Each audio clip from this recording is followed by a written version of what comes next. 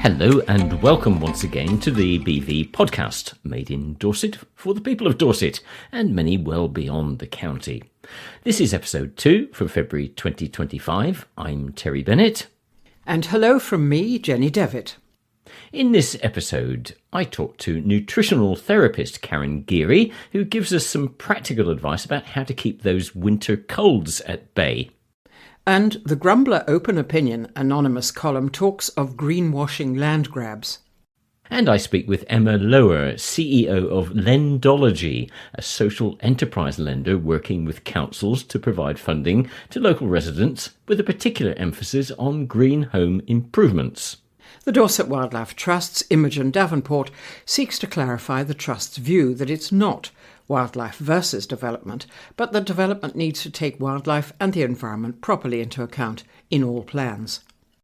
Karen Geary is a nutritional therapist who writes regularly for the BV magazine. Her articles are always full of useful dietary information and relevant tips, as well as a few recipe suggestions. With this month's contribution entitled Food to Keep the Colds Away, it seemed a good time to catch up with Karen once again.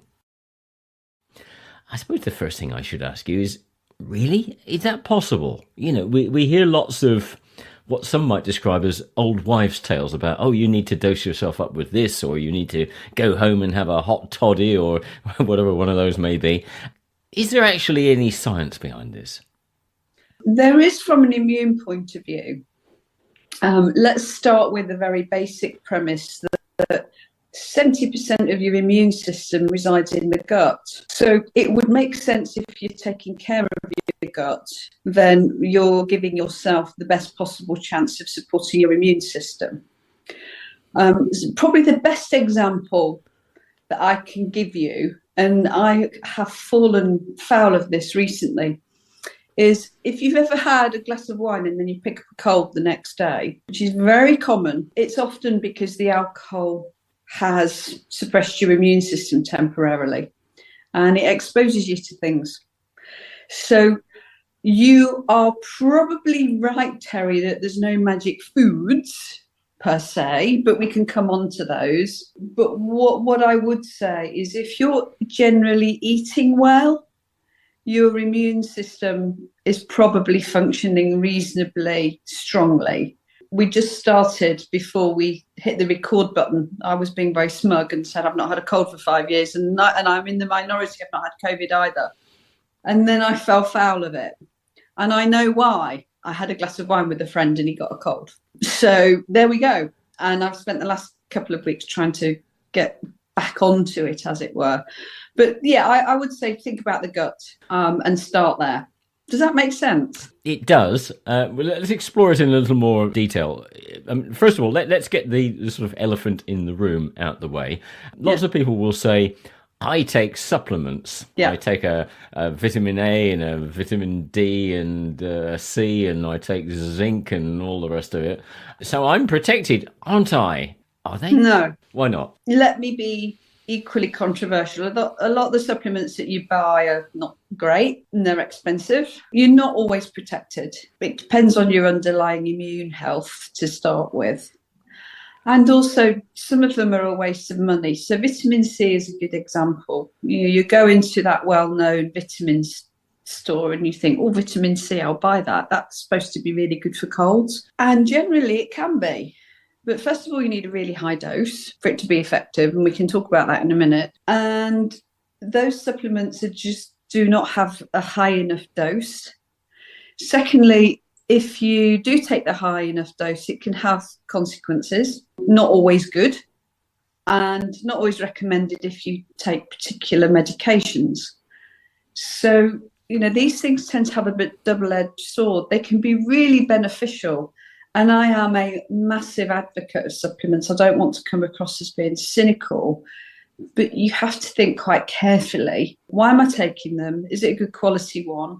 And let's target it for what I really need. There has been some excellent studies on vitamin C and COVID, for example, but the effective dose has been really high and it works and people have recovered quite quickly, but it comes with another side to it. You can get a lot of diarrhea if you don't take the right form. You can't really take it if you're on blood thinners. So buyer beware, I'd say, with supplements. Okay, let's move then to the main thrust of your article, which is talking about the individual types of vitamins and other elements of your diet. Vitamin C, you mentioned a moment ago, is the go-to vitamin, I would suggest, amongst the population who say, I need to improve my immune system. Yeah. Is that right, first of all? And what effects does it have? How does it work? And how can we get more of it? Yes, it is the go-to. I mean, we do take plenty of it in our diet. A lot of it in fruit and vegetables. These days, it can be quite depleted. I feel like I've been mainlining oranges this last couple of weeks just because I felt that I've needed it. It's in most veg, I would say. High quantities in fruits and in veg. But yeah, it's got some really good compounds in there that really helps. You won't get rid of your cold. It might make you feel a bit better. It might knock a day or two off the symptom, but it won't get rid of it, if that makes sense. Might it prevent you from getting the cold in the first place? If you take enough, but generally you would need to take it as a supplement. So some people would regularly take 2 grams a day. They can tolerate it to ward off infections, but that would be in a high quality supplement form. You need to eat a lot of fruit and veg to get that level. Okay, and as you say, that comes with other potential side effects for some anyway. Yeah. And just in the normal scope of things, lots of nice fruit and vegetables, so we don't need to do anything elaborate, go and buy very expensive exotic fruits. It's everywhere in fruit and veg, is it? Well, yes, mostly. I mean, there are lists on the internet which tells you what are the highest kind of vitamin C foods. So, for example, you don't always think about red bell peppers. Quite a lot of vitamin C in those, but we don't necessarily always think about it. What I would say, Terry, is it's not necessarily always about the compound. If your gut's in shape, generally you're supported. And don't forget the fibre. So if you're getting 30 grams of fibre a day, most of us don't. You can count that up on an app. I'll challenge you, if you're getting 30 grams of fibre a day, you're probably getting the optimal nutrient of which vitamin C is in there as well, and that's going to keep your gut in shape. Okay, you mentioned fibre. I was going to come on to that, but let's deal with it now. It's known very well for the effects on digestion and keeping one regular and all those sorts of euphemisms. But actually, what is the benefit of having adequate fibre in the diet? My specialty is cancer, and colorectal cancer is on the increase. There's lots of theories about why that is, which is probably a topic for a different podcast. But if you're working with cancer, if you work in cancer prevention, the first go-to is to make sure that you've got sufficient fibre in the diet. 30 grams would be the minimum, I would say. It's not easy to get to, especially in a diet where most of us need to rely on processed food of sorts. So that would generally mean plants in every meal, including breakfast, and a lot of people don't if you're just having toast. So, if you're going 10 grams of fibre with every meal, if you're on 3 meals a day, that's a lot of plants. And you can weigh it, you can try and calculate it yourself. Most people would do about 20, but you need to get to 30 just to get that regularity, the movement, but also you need the nutrients from it. And again, to support your immune system. And the other thing that, and I know there are a lot of Zoe fans who listen to this, and one of the few things I do agree with Tim Spector on is the variety of plants that are coming in, because you get different nutrients from different plants. So to keep it kind of rainbow coloured, if you like, which really helps on the fibre. And I would say get most of the fibre from plants and not grains, because again, you get the range. So Don't just rely on toast and porridge to get your fibre. All right, let's move on. Zinc. This is one that maybe isn't quite so high profile. Tell us about zinc and the benefits of having that. Actually, it's my equal go-to for colds with vitamin C, taking the two together. And I have been supplementing zinc while I've had my cold, because you can get it in lozenge form, which is quite nice. But it's often overlooked. Zinc, you don't necessarily, you think about, it's oysters, isn't it? But actually, one of probably the old-fashioned go-to is liver. There's an awful amount of zinc in liver. It's a superfood. It's got vitamin A in it as well. And it's a really good immune support tool. And so I would always look for foods high in zinc. Somebody said dark chocolate. Is that correct? Yeah. Lots of dark chocolate? Yeah. Binge dark chocolate? Preferably above 85% cacao. Right. But it is there. Not your average fruit and nut. It's in red meat. It's in poultry. It's also in nuts, whole grains, breakfast cereals. Some breakfast cereals are fortified with zinc. It's also in dairy as well. So it's mostly it's across most of our diet. But again, variety is good. Okay, the final vitamin that you mentioned is D. And I think, again, there's probably a general realisation that you get vitamin D from sunlight, of which, of course, we don't have that much in the UK at this time of year. But again, how do you get around that? Presumably that's a supplement as well, is it? Mostly. It's called vitamin D, but it's a hormone. It's not an actual vitamin. But yes, we do get it from sunlight. The NHS has suggested that we all supplement during the winter. The dose they recommend is quite low. I understand why they would do that. They don't want people to overdose. I would typically recommend a higher dose. It's hard to get it from food. It's not impossible. Egg yolks, salmon, those sorts of things. It's in mushrooms, but that's D2, not D3. It's not quite the same, but you can get it. But generally, I don't encourage people to take vitamin D unless they've been tested first, because I like to get the dose right. Over half of my clients are D deficient, and we end up supplementing of sorts.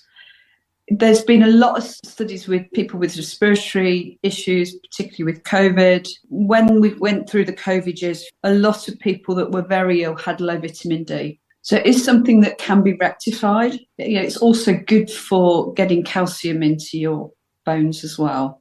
So yeah, I'm a big fan of it. But yeah, lots of egg yolks. Presumably during the summer, it's not so much of an issue, but equally you need to balance getting enough vitamin D from sunlight with not overexposing yourself to sunlight. Yeah, it depends on your skin type. There's a app called D-Minder. It's free and you can monitor how much sun you're getting in. So you're not going overboard with sun exposure.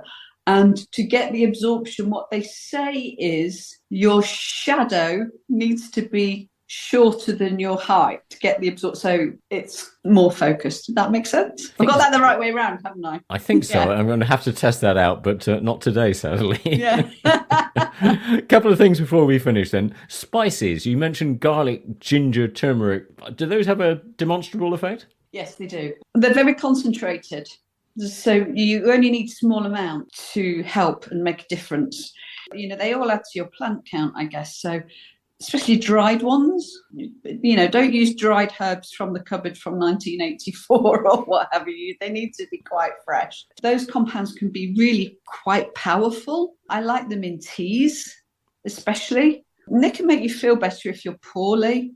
So ginger. My aunt had got a cold and I said, have you got a fresh ginger? So she said, no. I said, well, have you got some powder in the cupboard? She said, yes. So put a bit of honey in it. And she felt a lot better afterwards. Curcumin, turmeric in curries, really, really great anti-inflammatory. Just helps soothe everything. So I'm a big fan of herbs and spices.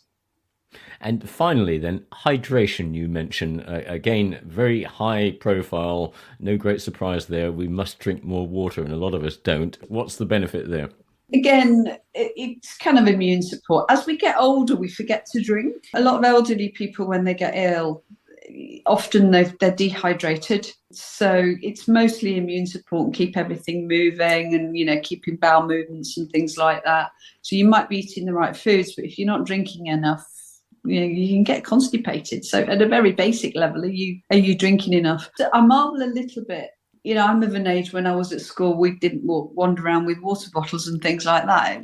We lived. Now everybody's wandering around with a water bottle. Absolutely. So I can be a bit cynical, but I am the sort of person that will drink half a pint of water when I get up in the morning just to get started, to make sure I've got plenty in. So, some of it is just habit. Okay, Karen, final question, and I've just got a bit of a sore throat. I think I just might be going down with a cold. In your situation, what would you be doing? I'd make some ginger tea. Have you got any ginger root in the cupboard? Not sure. Bit exotic. Have you got any ginger powder? I probably but it might be from 1984. All right, okay. Well, if you get down the supermarket and get yourself some ginger tea, slice it up, boil it up, and leave it to steep for an hour or so. And drink it when it's so strong it goes down your nostrils with some honey. That will just take the edge off. Maybe a bit of lemon, bit of citrus. I'm salivating already. Karen, it's always lovely speaking to you. And thank you very much for talking to us again. Okay, thank you, Terry. My thanks again to Karen Geary, and you can find much more information about the topics we discussed on page 100 of the February BV magazine, along with a recipe for a cold-busting French onion soup. Today we have a second grumbler. That's the open opinion column in the BV, a space for anyone to share their thoughts freely. Greenwashing land grabs is the subject of this one. As a retired farmer, if that's not an oxymoron, do we ever retire? I've seen plenty of daft ideas in my time, but the latest government plans really take the biscuit. On one hand, they're pushing ahead with a third runway at Heathrow, spewing out more emissions into the atmosphere, while on the other, they're proposing to take 10% of England's farmland out of food production to plant trees and call it carbon offsetting. If that's not greenwashing of the highest order, I really don't know what is. Chancellor Rachel Reeves reckons we badly need a third runway to boost investment and global trade.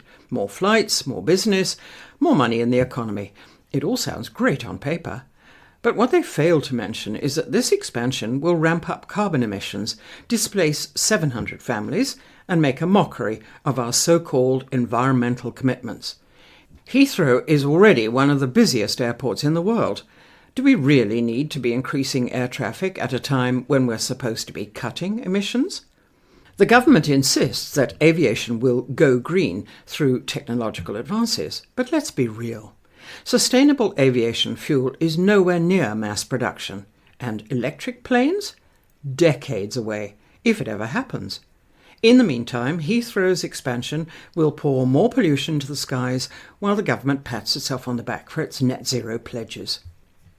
As if Heathrow wasn't bad enough, the government also wants to take 10% of England's farmland out of production to offset emissions.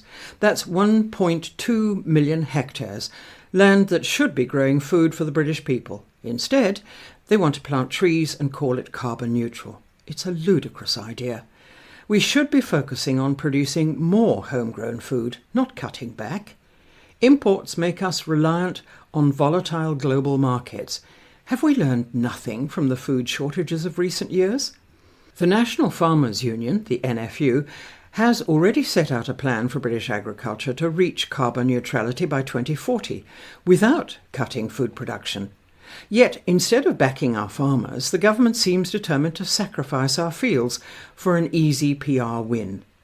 This isn't about cutting emissions, it's about shifting the problem somewhere else and pretending it's solved.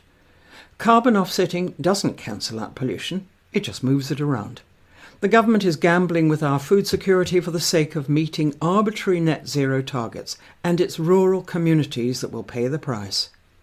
If we're serious about cutting emissions, let's start with real solutions. Instead of throwing money at another Heathrow runway, invest in better rail networks to reduce short-haul flights. Instead of rewilding productive farmland, support regenerative agriculture to store carbon in soils while still feeding the nation. Britain's farmers know how to work with the land, better than any politician or city planner ever will. It's time we were listened to before more irreversible damage is done in the name of progress. I'm joined today by Emma Lower, who is the CEO of Lendology. Emma, thank you for joining us. And I suppose the first thing I should ask you is who and what is Lendology? Thank you so much for the opportunity to have a conversation with you. Lendology is a relatively unique organisation in that we're a B Corp social enterprise lender that works on behalf of councils across major parts of the West Country, but also in the north of England. We're unique in that the money that we lend is supplied by the councils, and then we lend to homeowners in the area who need support to make their homes more energy efficient or safer places to live. And how do you differ from an ordinary bank or a credit union or a building society or any of the other established lending outlets in society? So one of the main ways that we differ is that we offer the same interest rate to all of our customers, regardless of their age or their income or their status. So if you're not familiar, if you go to a normal bank or building society or credit union, they will look at you as an individual and go, what's the risk of lending to you? Let's apply a different interest rate depending on those circumstances. But with our loan scheme backed by the council, we get to charge everybody the same amount. So if you happen to live in Dorset or Devon, pretty much across our areas, and Somerset, it's 4%. So everybody pays the same interest rate. We're also pretty flexible. Obviously, the council are offering this loan scheme to help homeowners make their homes nicer places to live and safer places to live. So we're not targeted to lend significant volumes of money. We're targeted to help people. So the great thing about us is if somebody comes to us and we know that there's free money to be had in terms of a grant or there's opportunities, we will signpost them for that free money first. And then say, if that's not sufficient, do come back and talk to us and we'll see if we can help you further. Let's explore that in a little more depth. Can anybody come to you, or is it only people who have been turned down by other lending institutions? What's your client base? So our client base is a mix of people who have been turned down by different institutions. So those people who are potentially on benefits, those people who are on fixed income, such as pensioners, and those people who are self-employed. Again, banks tend to get a little challenge with looking at after people who are self-employed. We are able to support pretty much all homeowners, but we are very clear on what we can lend for. So the council stipulate in their housing policies the items that the loans are available for. So, for example, we wouldn't be able to help you if you wanted to decorate your home in most areas, but if you wanted to replace an old kitchen or bathroom that was causing you challenges, we'd look to be able to support you with that. And pretty much in every area, if you're looking to put in any green measures, so things like triple or double glazing, heat pump, solar panels, those things, we can lend to pretty much any homeowner. Anybody can come and see you then. If you wanted to put in, like you say, heat pump or solar panels or whatever it may be, then fine, I could go to a bank and get a loan at, I don't know, I haven't asked for a bank loan any time in the recent past, but maybe we could get a loan at 10 or 12% or something. But I could come to you and you do it at 4%. Correct. That's exactly it. And that's because the councils drive to decarbonise the areas, and they're looking to support people to make those decisions, because again, it's quite a large investment for people. Some of these items do cost quite a bit of money, and not many people have that amount of savings. So the council-backed loan scheme is there to help people. The other difference, Terry, about our personal loans is that usually personal loans are over a period of 5 years. So if you were looking to borrow 10,000 over 5 years, that's quite a chunky sum of money to pay back in that time. We're able to extend our loan term to up to 15 years. So if you're suddenly looking at £10,000 over 15 years, suddenly those repayments become a lot more manageable alongside trying to pay the other bills and live and still have a life. We're finding a lot of people, a lot of families are coming to us for making decarbonisation measures. And they obviously still want to have the holidays, do the things. And this is one way that they can find that it makes it more affordable. You've been around for a few years now, and you've lent nearly £26 million by the look of it. So, this is not something new. You're a community interest company, so you're not set up on a fully commercial basis. Do you make any profits, or is it all rolled back into the business? So we do make a profit that is rolled back into the business. So our council partners pay for our running costs, and we make a small profit each year that goes back into our reserves to help us. And then we also provide each year 10% of our profit, so to speak, goes out to a local charity that we will support, and that's a charity in the areas. Yes, we're B Corp social enterprise here for the benefit of everybody rather than making a profit for shareholders. And the funds which you lend come from the councils.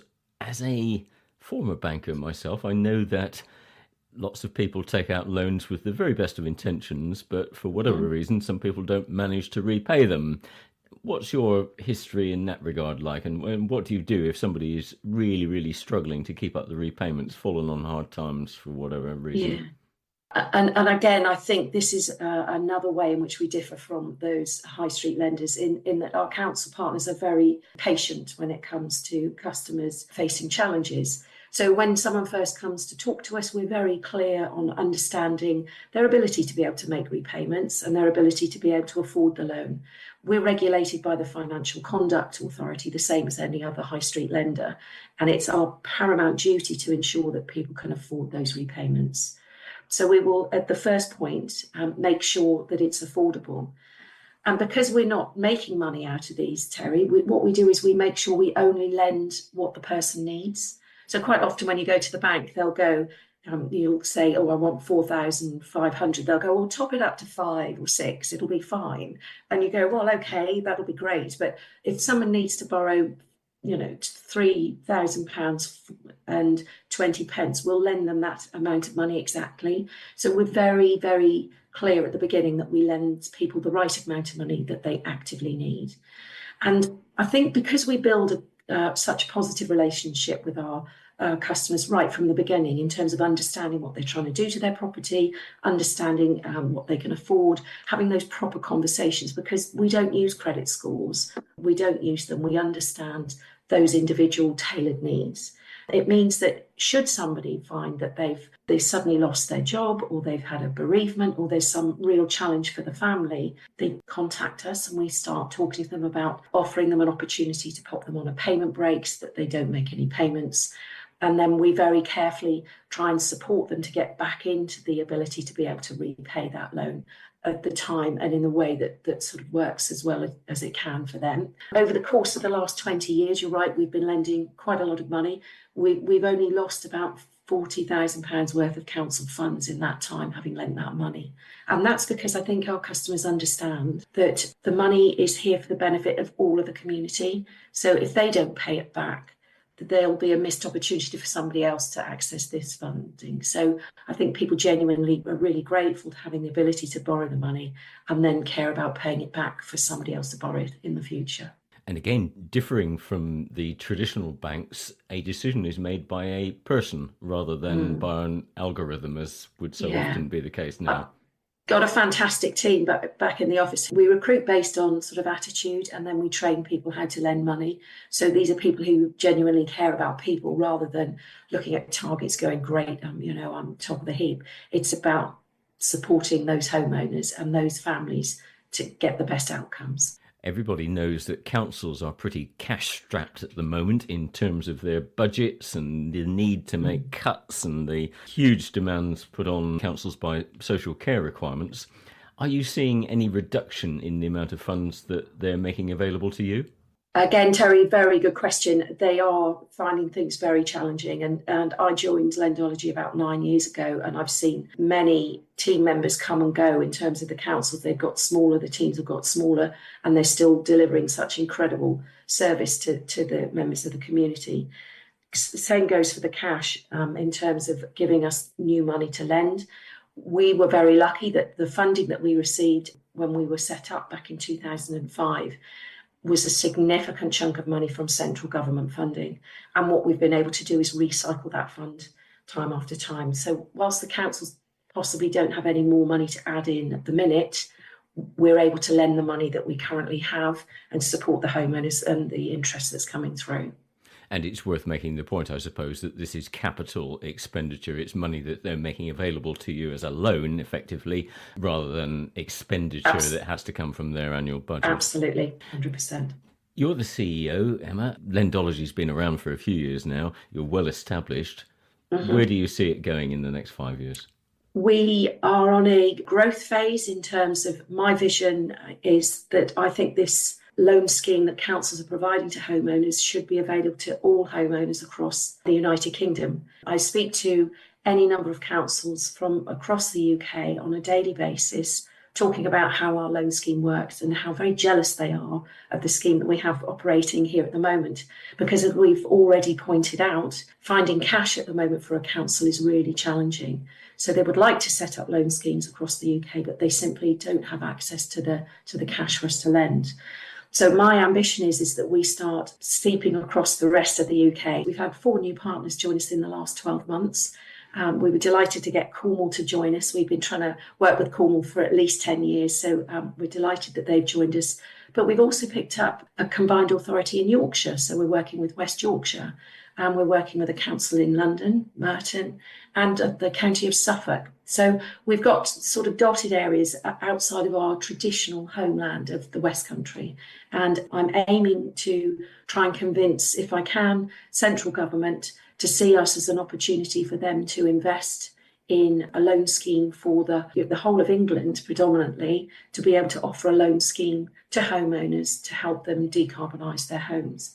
So I have grand plans. Whether or not those plans will come off, time will tell, but we are working really hard to be able to help more homeowners because we believe it's the right thing.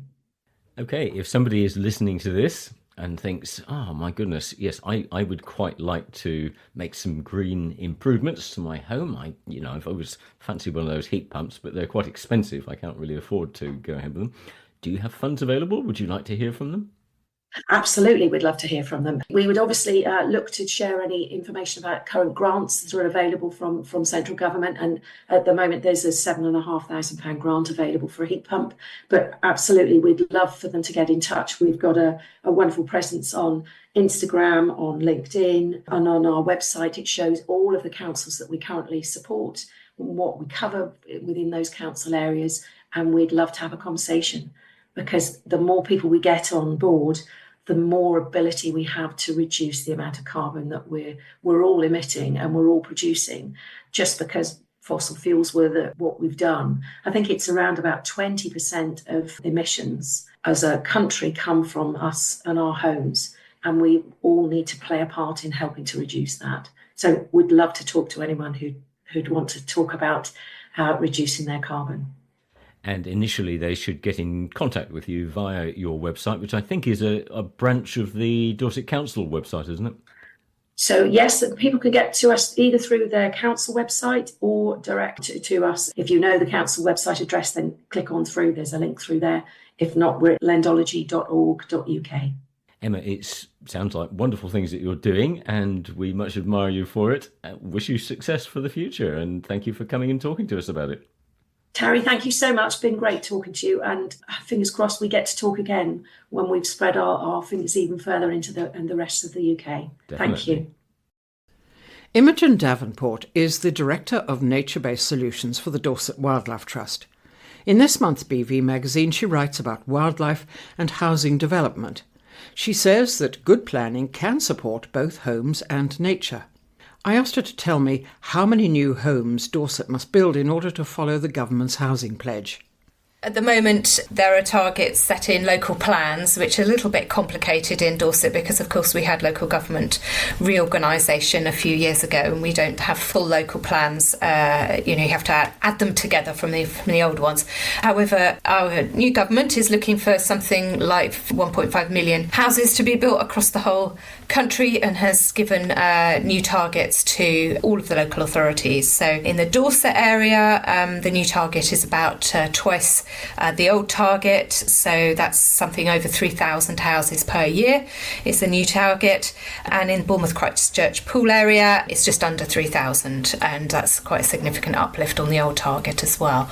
So these are challenging numbers, I think, especially if you look at how many houses have actually been built in Dorset, and it is much lower even than those sort of old targets. So quite a challenge, I think, to meet if we are going to. And a challenge as to where to put them. Indeed, yes. And in the old system, our local authorities argued successfully that because of all the different issues that we have in our area, not least the Greenbelt around Bournemouth, Christchurch and Poole, the Heathland area, also around Bournemouth, Christchurch and Poole, are significant areas of national landscape, our protected coast, various other protected sites, that these together added up to something that made it significantly difficult to deliver those housing numbers, and that had been accepted, which is why the numbers were that much lower. So it's not to say we can't, but it does really need careful planning to consider where these houses can go without causing damage to the very beauty that Dorset has. So what are the challenges then realistically to Dorset's wildlife and the environment as viewed by the Trust, the Dorset Wildlife Trust? Well, I mean, we don't necessarily see building houses or any other development as being always fundamentally bad for wildlife. We can both build and have nature at the same time. The actual area of built development in the county, if you look at sort of the land use, is, relatively small, and even if it got bigger, it isn't a huge amount. It is doable.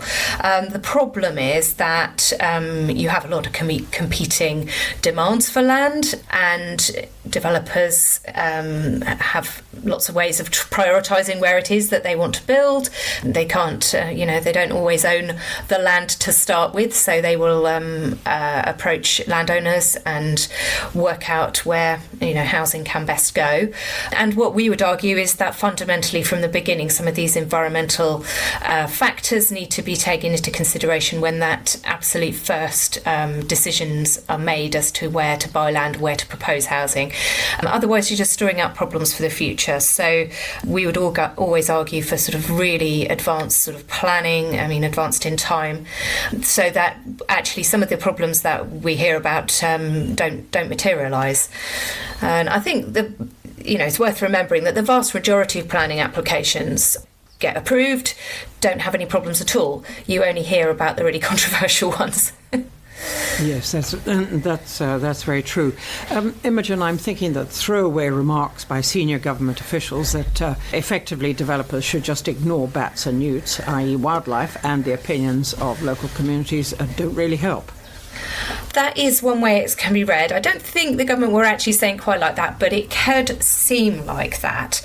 And certainly some of the statements that have come out that talk about things like NIMBYs and blockers, and indeed citing sort of various wildlife as a problem, it just feeds into some of the narrative that all of these things are stopping things happening, whereas I say very few of them actually do.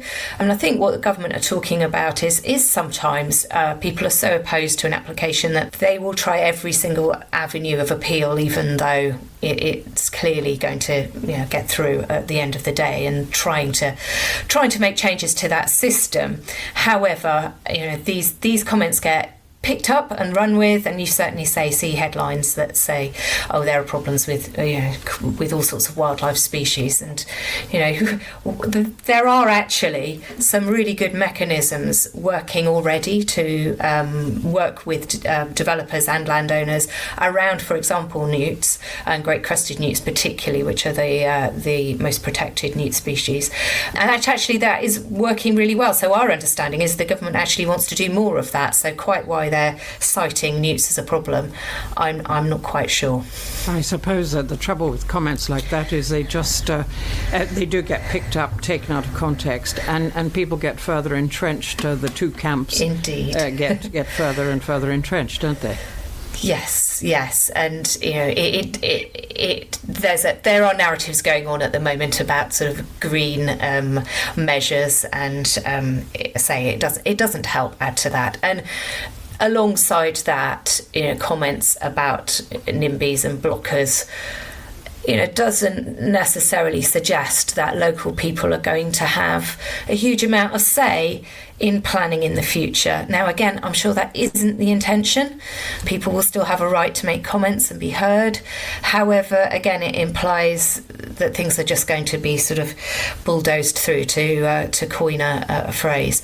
And that's the sort of last thing I think that would be valuable for enabling people to really feel that they are actually involved in their local community and have a say about what happens in it. And there are, at the moment, all sorts of mechanisms that people can get involved in commenting on local plans, neighbourhood plans and things like that. And at the moment, they're very much encouraged to do that. But if people feel there's no point, then you end up with sort of disengagement and disenchantment, which I say would be unfortunate if that happened. And is probably not what's intended, but it does give the feeling that, it doesn't matter what you say. So I'm kind of supposing from what you've just said that individuals, we as individuals, do have a say in the matter, and not just to voice our opinion about developments, but also our concern about safeguarding the environment and the wildlife.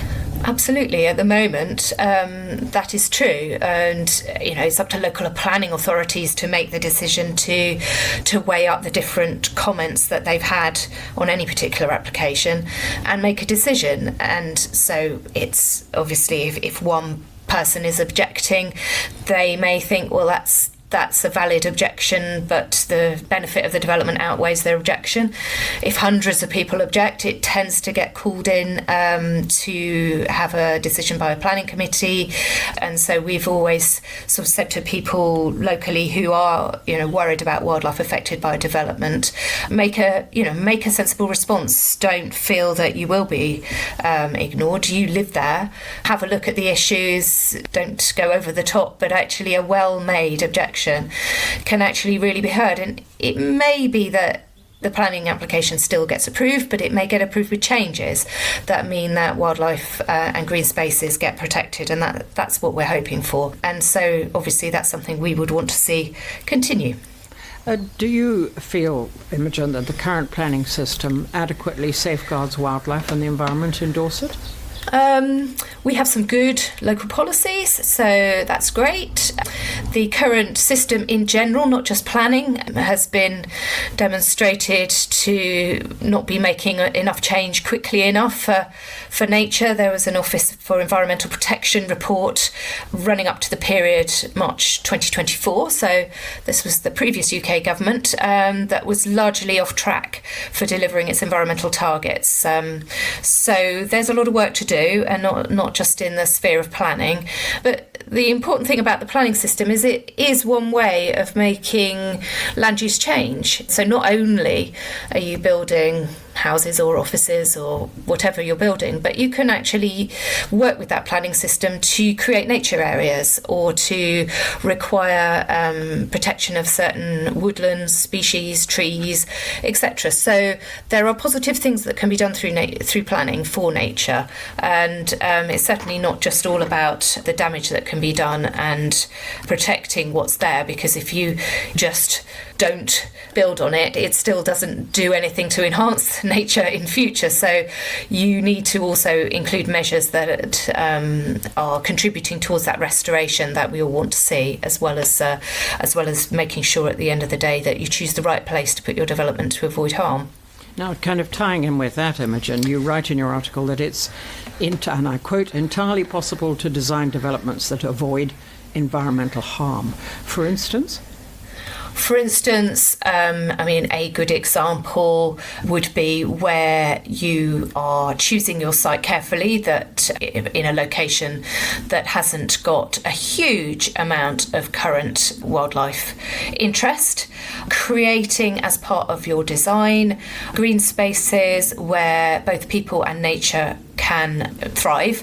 And it's absolutely demonstrated that people will feel that much better quality of life if they have adequate green space, and it can be designed in a way that ensures nature can thrive in it as well. So it's not just a flat green mown grass area that doesn't have a huge amount of features in it, because not only will nature not thrive there, but it won't be so interesting for people. But you can design nature areas that create, say, woodland, wetland and wildflower grassland habitats, and we've seen many of those happen. So those can all contribute to nature restoration targets, as well as making people's environment that they live in more pleasant. I always feel slightly uncomfortable, Imogen, with these claims that wildlife and people can cohabit, because in general, wildlife will tend to flee human presence. Some species will. So there are other things that we need to do in the environment for some of those wildlife types that really don't cope well with high amounts of recreational pressure. So we have, for example, a whole system around the heathlands in Dorset, because it's been demonstrated that too much pressure from people who are using those heathland sites to enjoy can lead to a decline in breeding bird success. So there's a whole system now that's been developed in Dorset to provide alternative green spaces, as well as allowing access to the heathland, just to take a little bit of that pressure off. So those sort of measures can go in tandem with planning. There are also other measures that we can achieve for nature conservation through grants to farmers and things like that, totally outside the planning system, which enable some other species to thrive that are not so happy living in sort of urban or semi-urban green spaces. However, there are also plenty of wildlife species which cope very well and will really sort of nicely adapt to being around people. And a very good example would be insect populations. Insect populations are declining right across the country, across the world, in fact. And there are some very simple measures that have been shown just through sort of what you choose to plant, what species are used in both sort of grass mixes, trees and shrubs, that can really help some of those common insects to bounce back. And because they are, short-lived species, they reproduce quickly, and so they can bounce back quickly. So, say if you take butterflies, for example, there are a whole range of very, very specialist butterfly species that really need very bespoke nature conservation action. But some of the more common species, their food plants can be very readily included in species mixes, and they can actually thrive quite well in urban green spaces. And of course, those insect species then form food for things like birds higher up the food chain, so you can get a recovery of some of those as well. One other thing that you write in your article, and again it's a quote, thoughtfully designed housing that incorporates carbon-reducing technology such as solar panels, green infrastructure and wildlife spaces can deliver significant benefits for nature, communities and the climate. But just realistically, just how many of the large-scale or cheaper housing developments currently do that?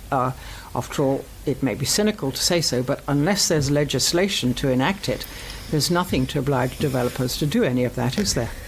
No, and some of it is, obliged by legislation. We have something called biodiversity net gain at the moment, which does require developers to look at creating, as well as not harming the nature that's there, actually creating an enhancement.